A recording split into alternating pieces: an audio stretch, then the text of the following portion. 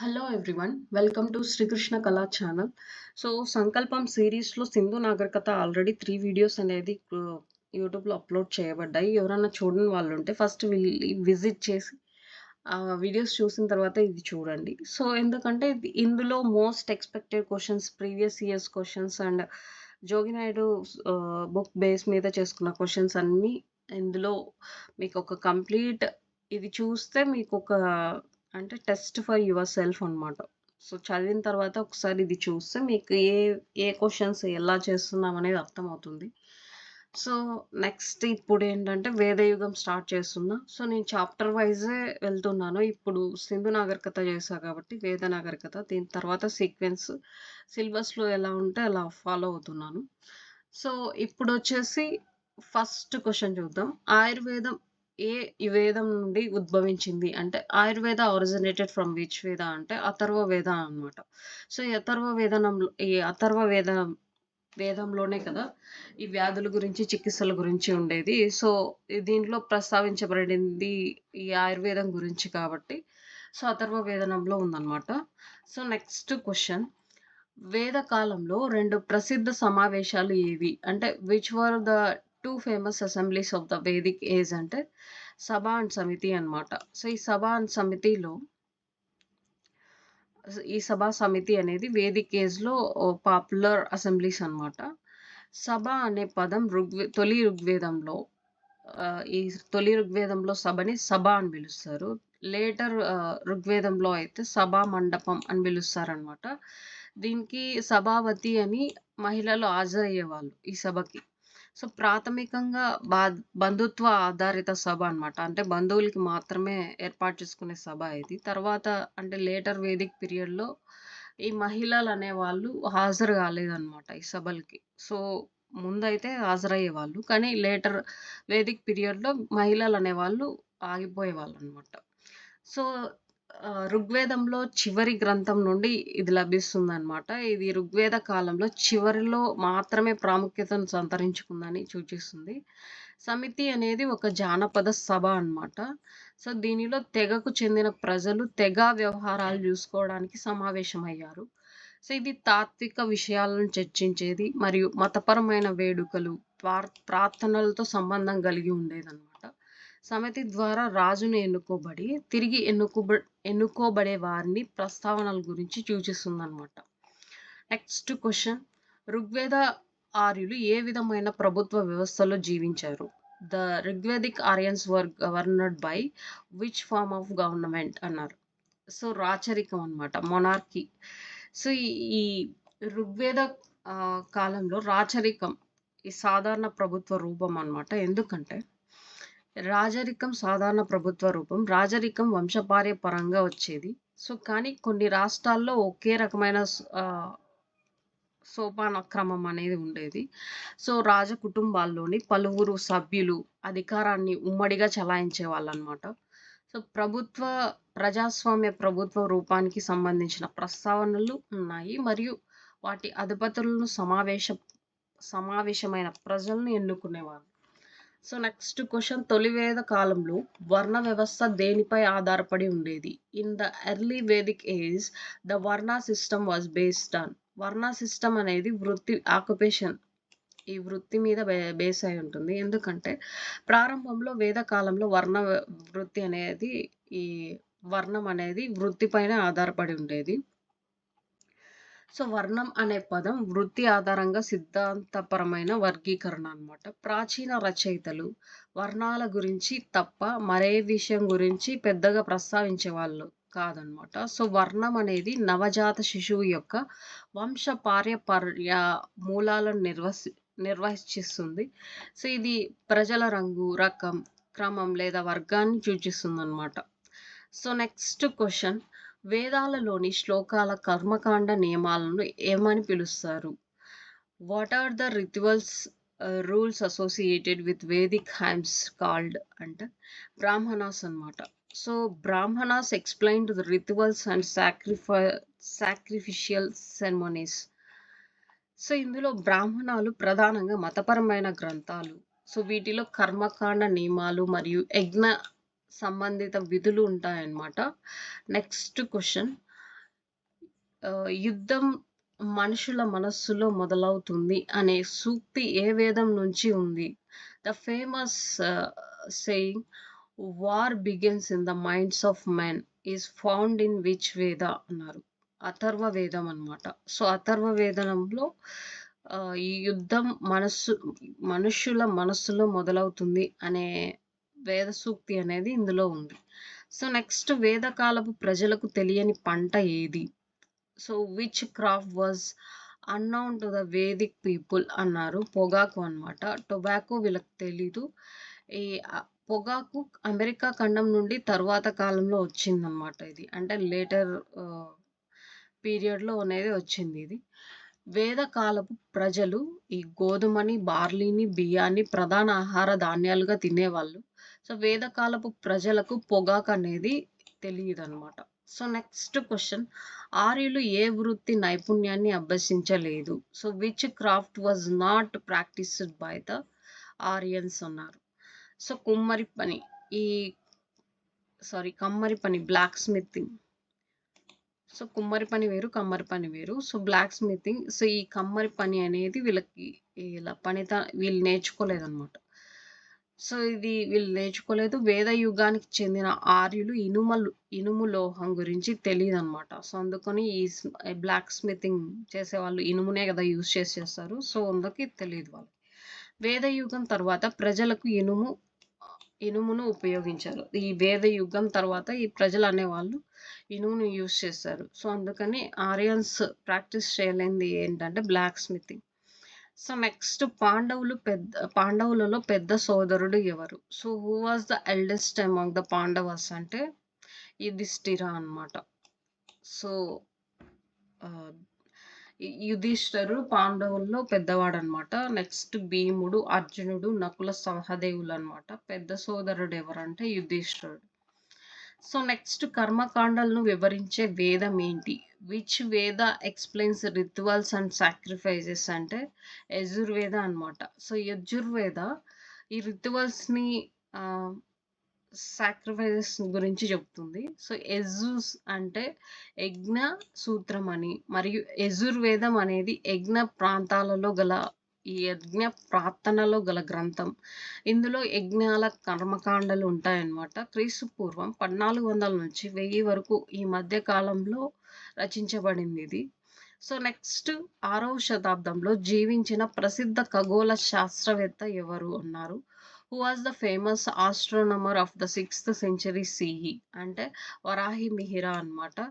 So ఇతను వరాహి మిహిరుడు క్రీస్తు శకం 6వ శతాబ్దంలో ప్రారంభంలో ఈ వరాహ లేదా మిహిరుడు అని కూడా పిలుస్తారు. ఇవన్నీ ఉజ్జయిన్, మధ్యప్రదేశ్, భారతదేశంలో నివసించిన ఒక హిందూ బహుముఖ ప్రజ్ఞాశాలి అన్నమాట వరాహి మిహిరుడు. సో అతను ఆధునిక మాల్వాకు సుమారుగా సరిపోయే అవంతి ప్రాంతంలో స్వయంగా ఖగోళ శాస్త్రవేత్త అయిన ఆదిత్య దాసునికి జన్మనిచ్చాడనమాట. ఎవరు? వరాహి మిహిరుడు. సో నెక్స్ట్, యోగ శాస్త్ర పితామహుడు ఎవరు అన్నారు. Who was the known as the father of yoga అంటే పతంజలి అన్నమాట. సో యోగ సిద్ధాంతం గురించి, తర్వాత అభ్యాసంపై ఒక గ్రంథమైన యోగా సూత్రాలనే సంకలనం చేశారు. హిందూ తత్వశాస్త్రంలో సంఖ్యా సాంప్రదాయానికి చెందిన ఒక ప్రముఖ పండితుడు. తర్వాత ఇతను పతంజలి అనే 4వ హిందూ పండితులు కూడా ఉన్నారనమాట. ఈయన బహుశా క్రీస్తు శకం 8వ శతాబ్దంలో జీవించి ఈ చరక సంహితపై ఒక వ్యాఖ్యానాన్ని రచించారు. ఈ గ్రంథాన్ని చరకవర్తిక అని కూడా పిలుస్తారనమాట. సో యోగ శాస్త్ర పితామహుడు ఎవరంటే పతంజలి. సో నెక్స్ట్ క్వశ్చన్, ప్రపంచ వ్యక్తమైన దైవమే అనే భావనను మూలాలు ఎక్కడి నుంచి ఉన్నాయి? The philosophy the world is the manifested divine originated from అంటే ఉపనిషత్స్ నుంచి వచ్చిందనమాట ఈ వర్డ్. సో దేవుడు కేవలం అతీతమైన దైవిక శక్తి మాత్రమే కాదు, ఆయన విశ్వ చైతన్యం కూడా. ఈ విశ్వ చైతన్యమే మానవ వ్యక్తిత్వాన్ని మరియు దాని నిరంతర పునరుజ్జీవన శక్తికి ఆధారం అని చెబుతుంది. సో నెక్స్ట్ క్వశ్చన్, యజ్ఞ సూత్రాలు ఏ వేదంలో ఉన్నాయి? విచ్ వేద కంటైన్స్ సాక్రిఫిషియల్ ఫార్ములాస్ అన్నారు. సో యజుర్వేదంలో ఉంటాయి. యజుర్వేదంలోనే కదా యజుర్వేదం అనేది యజుస్ మరియు వేద అనే పదాలతో కూడిన ఒక సంయుక్త సంస్కృత పదం అన్నమాట. మైకేల్ విడ్జెల్ యజుర్వేదాన్ని వైదిక కర్మకాండల్లో ఉపయోగించే గద్య మంత్రాల జ్ఞాన గ్రంథం అని వ్యాఖ్యానించారు. తర్వాత రఫ్ గిఫ్రిత్ అనే ఈ పేరును యజ్ఞం లేదా యజ్ఞ గ్రంథాలు మరియు సూత్రాల జ్ఞానం అని వ్యాఖ్యానించారనమాట Ralph Griffith. So next question, రామాయణం మహాభారత దృశ్యాలు చెక్కబడిన కాంబోడియా ఆలయం ఏది? ఈ కాంబోడియా ఆలయం ఏది, ఎక్కడ ఉంది? So which temple in Cambodia depict scenes from the Ramayana and Mahabharata అంటే అంగోర్ వాట్ అన్నమాట. ఈ అంగోర్ వాట్ అనేది కాంబోడియాలో ఒక ఆలయ సముదాయం మరియు ప్రపంచంలోనే అతిపెద్ద మతపరమైన స్మారక కట్టడాల్లో ఇది కూడా ఒకటే అన్నమాట. ఇది 162.6 హెక్టార్లు అంటే 16,26,000 చదరపు కిలోమీటర్లు ఉంటుంది. సో 402 ఎకరాలు అన్నమాట ఈ విస్తీర్ణంతో ఉందన్నమాట. దీని గ్యాలరీలో ప్రధానంగా రామాయణ మహాభారతల వంటి హిందూ ఇతిహాసాలలోని ఘట్టాలను వర్ణించే అనేక భారీ దృశ్యాలు అనేది ఇందులో ఉన్నాయన్నమాట. నెక్స్ట్, వేద కాలంలో అత్యంత ముఖ్యమైన చేతి వృత్తి నిపుణుడు ఎవరు అంటే వడ్రంగి అన్నమాట, కార్పెంటర్. సో ఇతను వేద కాలంలో అత్యంత ప్రసిద్ధి చెందిన చేతి వృత్తి కలవాడనమాట. సో మోస్ట్ స్కిల్ఫుల్ పర్సన్ ఎవరంటే వడ్రంగి, కార్పెంటర్ పనిచేసేవాళ్ళు. సో నెక్స్ట్, ప్రసిద్ధ గాయత్రి మంత్రం ఏ వేదంలో ఉంది? The famous Gayatri Mantra is found in which వేద అన్నారు? ఋగ్వేదం అన్నమాట. సో ఋగ్వేదం గాయత్రి మంత్రం సావిత్రి మంత్రం అని కూడా అంటారు దీన్ని. సో ఇది ఋగ్వేదంలో అత్యంత గౌరవనీయమైన మంత్రం. సో ఇది సూర్యదేవుడైన సావిత్రునికి అంకితం చేయబడింది. గాయత్రి అనేది ఈ శ్లోకం రచించబడిన వైదిక ఛందస్సు పేరు అన్నమాట. సో దీన్ని పఠనాన్ని ముందు సాంప్రదాయకంగా ఓం ఓం భూర్భువస్వః అంటారు కదా, సో అనే సూత్రాన్ని ఉచ్చరిస్తారు. సో దీనిని వ్యాహృతి లేదా గొప్ప రహస్య ఉచ్చారణ అని కూడా పిలుస్తారు. గాయత్రి మంత్రాన్ని విశ్వామిత్రుడు సృష్టించారని చెప్తారనమాట. సో నెక్స్ట్ క్వశ్చన్, దక్షిణ భారతదేశాన్ని ఆర్యీకరణం చేశాడని చెప్పబడే ఋషి ఎవరు అన్నారు? Which sage is said to have Aryanised South India అంటే అగస్త్యుడు అన్నమాట. అగస్త్యుడు వేద ఋషి. అగస్త్యుని కాలం దక్కన్లోని బ్రాహ్మణ స్థావరాలతో పాటు సుదూరంలో పొడియూర్ కొండపై టెన్నెవెల్లి జిల్లా అన్నమాట. సో ఇది పొడయూర్ కొండపై ఆయన బ్రాహ్మణ స్థావరాలు అనేవి స్థాపించారని చెప్తారు. తర్వాత దక్షిణ భారతదేశం యొక్క సాంప్రదాయ విభజన 3 రాజ్యాలుగా ఉండేదన్నమాట. మలబార్లోని చేరాలు, మదురై మరియు తిన్నెవెల్లిలోని పాండ్యులు అన్నమాట. మరియు పాండ్యులకు ఎగువన పెన్నేరు నది వరకు ఉన్న ప్రాంతాల్ని పాలించిన చౌలులు. సో వీళ్ళు ముగ్గురు అన్నమాట, ఈ 3 రాజ్యాలు అన్నమాట. తమిళ భాషకు వ్యాకరణం రాసిన మొదటి వ్యక్తి ఎవరంటే అగస్త్యుడే అన్నమాట. ఆయన దక్షిణ భారతదేశంలో ఆర్య సంస్కృతి మరియు సాహిత్యాన్ని కూడా బాగా స్ప్రెడ్ చేశారు. సో నెక్స్ట్ క్వశ్చన్, సంగీత రూపంలోకి మార్చబడిన ఏకైక వేదం ఏంటి? హూ ఈజ్ ద ఓన్లీ వేద సెట్ ఎంటైర్లీ టు మ్యూజిక్ అంటే సామవేద అన్నమాట. సామవేదం ఋగ్వేదం, యజుర్వేదం మరియు అథర్వ వేదంతో పాటు ప్రాచీన హిందూ గ్రంథాలైన 4 వేదాలలో సామవేదం లేదా సమావేదం అంటారు. సామవేదం అంటే సమాన్ అంటే సంగీతం అని, మరియు వేద అంటే జ్ఞానం అని అర్థం. సో ఇది 3వది అన్నమాట.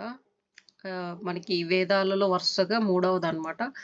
దీని రహస్యం దాని సంగీత వ్యాఖ్యానం మరియు గానంలో ఉంటుంది. సో, నెక్స్ట్ క్వెషన్ ప్రసిద్ధ గాయత్రి మంత్రం ఎక్కడి నుంచి గ్రహించబడింది? The famous Gayatri mantra has been taken from which Veda అంటే ఋగ్వేద అనమాట. సో, ఆల్రెడీ ఇది డిస్కషన్ చేసుకున్నాం కదా! రిపీట్ అయింది క్వెషన్. సో, సావిత్రి మంత్రం అనమాట అని కూడా అంటారు దీన్ని. సూర్యదేవుడైన సావిత్రునికి అంకితం చేశారు దీన్ని. సో, గాయత్రి శ్లోకం రచించిన వేద ఛందస్సు పేరు అన్నమాట ఇది. సో, గాయత్రి మంత్రాన్ని విశ్వామిత్రుడు సృష్టించాడు. సో, నెక్స్ట్ క్వెషన్ ఉపనిషత్తులు బ్రాహ్మణుల నుండి ఏ గ్రంథాల ద్వారా వేరు చేయబడ్డాయి అన్నారు. So, Upanishads are separated from Brahmanas by which text అంటే ఆర్యంకాస్ అన్నమాట. ఈ ఆర్యంకాల నుంచి వేరు చేయబడింది. ఇది శతపథ బ్రాహ్మణంలో ఉందన్నమాట. బ్రాహ్మణం అంటే వేదాలపై వ్యాఖ్యానాలతో కూడిన ప్రాచీన భారతీయ గ్రంథాల సంకలనం. ఇది శుక్ల యజుర్వేదంలో ఒక భాగం. తర్వాత బృహత్ అంటే గొప్ప అని, ఆర్యాంక అంటే అడవికి సంబంధించిందని. సో, ఉపనిషత్ సందర్భంలో ఆర్యాంక అంటే అడవి నిశ్శబ్దంలో సన్యాసులు చదవడానికి లేదా వ్యాఖ్యానించడానికి ఉద్దేశించిన గ్రంథం అన్నమాట ఈ ఆర్యాంకస్. సో, నెక్స్ట్ క్వెషన్ వైదిక కర్మకాండలకు వ్యతిరేకంగా మొదటి ఉద్యమం ఎప్పుడు ప్రారంభమైంది? So, when did the first movement against the Vaidik rituals begins అంటే అరౌండ్ 600 బీసీఏ అన్నమాట. సో, క్రీస్తుపూర్వం 600 ప్రాంతంలో గంగా పరివాహ ప్రాంతంలో మత, ఆర్థిక సంస్కరణల ఉద్యమం అనేది జరిగింది. ఇది క్రీస్తు పూర్వం 6వ శతాబ్దంలో ఈ ప్రాంతంలో అనేక మత విభాగాలు అనేవి కూడా ఉద్భవించాయన్నమాట. మనం 62 మత విభాగాల గురించి వింటాం. తర్వాత ఈ విభాగాల్లో చాలా వరకు వివిధ పూజలు పాటించే ప్రాంతీయ ఆచారాలు మరియు సాంప్రదాయాల పైన ఆధారపడి ఉన్నాయన్నమాట. నెక్స్ట్ క్వెషన్ ప్రాచీన భారతదేశంలోని వైద్యత్రయం ఎవరు అంటే who formed the medical Trinity of ancient India అంటే ముగ్గురు ఉన్నారు కదా! ఈ చరక, సుశ్రుత, పతంజలి అన్నమాట. సో, వీళ్ళు ప్రాచీన భారతదేశ గొప్ప వైద్యత్రయం అంటారు. త్రయం అంటే ముగ్గురిని కలిపి త్రయాన్ని అని పిలుస్తారు. వాళ్ళు ఎవరంటే చరకుడు, సుశ్రుతుడు, పతంజలి. చరకుడు వచ్చేసి క్రీస్తు పూర్వం 3వ శతాబ్దం ప్రాచీన భారతదేశంలో అభివృద్ధి చెందిన వైద్య మరియు జీవన శైలి విధానమైన ఆయుర్వేదానికి ప్రధానంగా దోహదపడిన వారిలో ఒకరన్నమాట. సో, ఆయన చరక సంహిత అనే వైద్య గ్రంథాన్ని రచించినందుకే ప్రసిద్ధి చెందారు. తర్వాత సుశ్రుత సంహిత అనే వైద్యం, తర్వాత చికిత్సల పైన ఒక ప్రాచీన సంస్కృత గ్రంథం అనేది. తర్వాత ఈ ప్రాచీన కాలం నుండే ఈ విషయాలపై మనకు లభించిన అత్యంత ముఖ్యమైన గ్రంథాల్లో ఇది కూడా ఒకటన్నమాట. ఏంటి ఈ సుశ్రుత సంహిత. సో, నెక్స్ట్ క్వెషన్ వేద దేవత ఇంద్రుడు దేనికి దేవుడు? Indra the Vedic deity is the God of. ఇంద్రుడు దేనికి అంటే వర్షానికి, ఉరుముకి అన్నమాట. సో, రెయిన్ అండ్ థండర్‌కి ఈయన గురువు. సో, ఇంద్రుడు స్వర్గానికి మరియు దేవతలకు రాజు కదా! సో, అతను ఆకాశం, మెరుపు, ఉరుము, తుఫానులు, వర్షం మరియు నదీ ప్రవాహాలకు అధిపతి అన్నమాట. సో, నెక్స్ట్ క్వెషన్ తత్వశాస్త్రం ఫిలాసఫీ అనే పదం ఏ భాష నుండి ఉద్భవించింది? The word philosophy originated from which language అన్నారు. సో, ఇది గ్రీకు పదం అన్నమాట. ప్రాచీన గ్రీకు పదం. సో, దీంట్లో ఫిలో అంటే లవ్ అని, సోఫియా అంటే విజ్డమ్ నుండి వచ్చిందన్నమాట. సో, తత్వశాస్త్రం అనే పదానికి అసలు అర్థం ఫిలో అంటే ప్రేమ అని, సోఫోస్ అంటే జ్ఞానం నుండి వచ్చిందన్నమాట. సో, నెక్స్ట్ క్వెషన్ ఆర్య సమాజ్‌లో మనిషి జీవితంలో దశల వారీగా సరైన క్రమం ఏది అన్నారు. So, what is the correct order of the Arya ashramas stage of life in Aryan society అన్నారు కదా! సో, ఇందులో వచ్చేసి బ్రహ్మస్య, ఈ బ్రహ్మచర్య, గృహస్థ, వానప్రస్థ, సన్యాస అన్నమాట. సో, వేద కాలంలో ఆశ్రమ వ్యవస్థ అనేది ఈ జీవితంలో 4 దశలుగా ఉండేది. సో, ఆహ్, ఆ 4 ఆశ్రమాలేంటంటే ఫస్ట్ బ్రహ్మచర్యం. ఇది విద్యార్థి జీవితం అన్నమాట. So, first starting schooling age అంటాం గదా మనం. తర్వాత ఈ గృహస్థాశ్రమం, కుటుంబ జీవితం అన్నమాట. సో, ఈయన విద్యార్థి జీవితం అయిపోయిన తర్వాత మ్యారేజ్ చేసుకుంటారు. తనకి ఫ్యామిలీ అనేది వస్తుంది గదా! సో, అది గృహస్థాశ్రమం.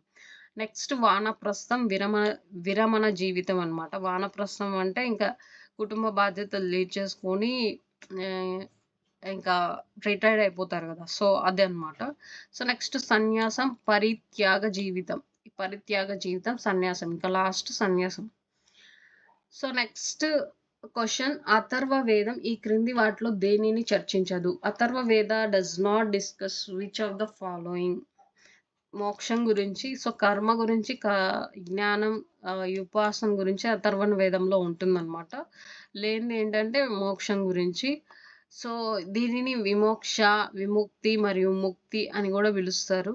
సో, ఇది హిందూ మతం, బౌద్ధ మతం, జైన మతం మరియు ఈ సిక్కు మతంలో వివిధ రకాల విముక్తి, జ్ఞానోదయం, స్వేచ్ఛ మరియు విడుదలను సూచించే ఒక పదం అన్నమాట. సో, దాని మోక్ష శాస్త్ర మరియు అన్ అంత్యకాలిక అర్థాలలో ఇది సంసారం నుండి, అంటే మరణం మరియు పునరుజ్జీవనాల చక్రం నుండి స్వేచ్ఛను సూచిస్తుంది. సో, దాని జ్ఞాన శాస్త్ర మరియు మానసిక అర్థాలలో ఈ మోక్షం అజ్ఞానం నుండి ఆహ్, అర్థాలలో మోక్షం అన్నమాట. అజ్ఞానం నుండి స్వేచ్ఛను సూచిస్తుంది. తర్వాత సాక్షాత్కారం, ఆత్మ సాధన మరియు ఆత్మజ్ఞానం అనేవి అజ్ఞానంలో స్వేచ్ఛను సూచించేవన్నమాట. సాక్షాత్కారం, ఆత్మ సాధన అనేవి. సో, నెక్స్ట్ ఆత్మజ్ఞానం. సో, ఇవన్నీ అంటే మోక్ష అజ్ఞానం నుండి స్వేచ్ఛను సూచించేవి. సో, నెక్స్ట్ క్వెషన్, మలివేద కాలంలో పశువుల దేవుడు ఎవరు అన్నారు? Who was the God of animals in the later Vedic period? ఎవరంటే రుద్రుడు. సో, వేద కాలంలో రుద్రుడు పశుపతి రూపంలో జంతువుల దేవుడన్నమాట. సో, నెక్స్ట్ క్వెషన్, తరువాతి వేద కాలంలో ప్రధాన దేవతలకు ప్రాముఖ్యత కోల్పోయిన దేవుడు ఎవరు అన్నారు? సో, ఇతను వరుణుడు అన్నమాట. సో, తర్వాత వేద కాలంలో వరుణదేవుడు మొదట అంటే దేవతగా తన బాధ్యతలను కోల్పోయారు. అంటే ఈ దేవతగా తన ప్రాముఖ్యతననేది కోల్పోయాడన్నమాట. సో, నెక్స్ట్ క్వెషన్, ఉపనిషత్తులు ఏ అంశానికి సంబంధించిన గ్రంథాలు?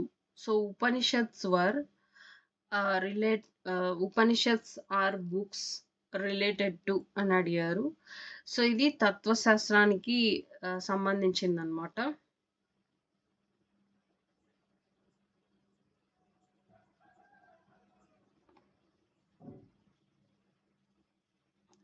సో, ఇది తత్వశాస్త్రానికి సంబంధించింది. సో, ఉపనిషత్తులు అనేవి తొలి భారతీయ వేదాల్లో భాగమైన మత మరియు తాత్విక గ్రంథాలన్నమాట. సో, తాత్విక గ్రంథాలు, వాటికి ముందు భాగాల్లో వేద దేవతలకు సంబంధించిన మంత్రాలు లేదా స్తోత్రాలు మరియు యజ్ఞ కర్మకాండలు సంబంధించిన మార్గదర్శకాలు మరియు వివరములైన బ్రాహ్మణాలు ఉంటాయన్నమాట. సో, ఇలా ఈ ఉపనిషత్స్ ఏ గ్రంథంలో ఉంటాయంటే మనకి తత్వశాస్త్రంలో, ఈ ఫిలాసఫికల్ శాస్త్రంలోనే ఉంటాయన్నమాట. సో, ఇక్కడితో 30 క్వెషన్స్ అనేవి ఈ వీడియోలో చేశాను. సో, రిమైనింగ్ క్వెషన్స్ నెక్స్ట్ పార్ట్‌లో రిలీజ్ చేస్తానన్నమాట. So, thank you for watching. So, if you like this video, please subscribe and share this video to your friends, and thank you for watching. Thank you very much.